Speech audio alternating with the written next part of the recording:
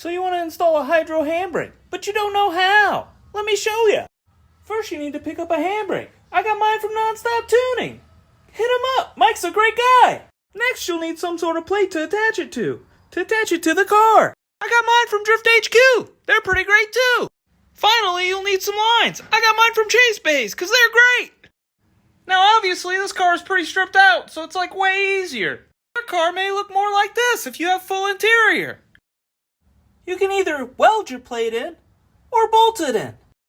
I'm going to bolt it in because I already coated the floor and I don't want to scrape it off and redo it. If you're going to bolt it in, you're going to need a drill bit to drill some holes. You need to line it up how you want it.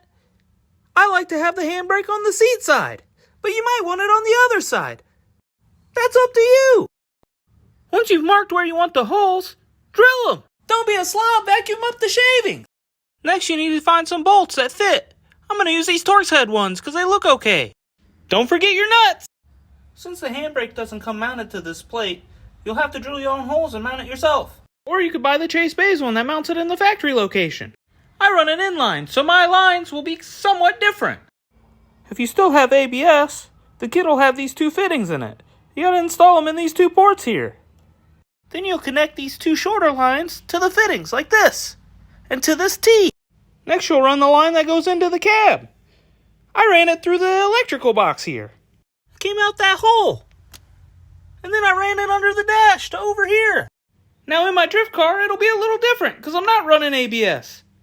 But I don't have those parts yet, so we're just going to run the back lines for now. The line from under the dash will attach right here. Next you'll attach this banjo fitting. It goes right here. Next you want to run that line to the back. I did it under the seat and under the carpet. Then you'll connect it to the T with the two shorter lines. Then you need to drill a hole on either side to install these little bulkhead fittings. You want to be mindful of where they are because there's not a lot of room down here. Then you can install the lines to the calipers and the adapter to make them fit. Once everything's hooked up, you can bleed it.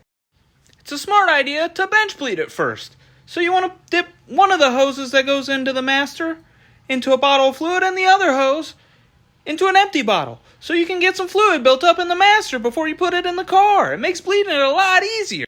When you have ABS, it's a lot harder to bleed it. That makes doing a standalone hydro a little bit easier, even though you have to bolt a bunch of extra shit on. That's why I like an inline, because I don't have to bolt as much shit on. It was less shit to buy. Once everything's installed and bled, you've done it. Go slide your car.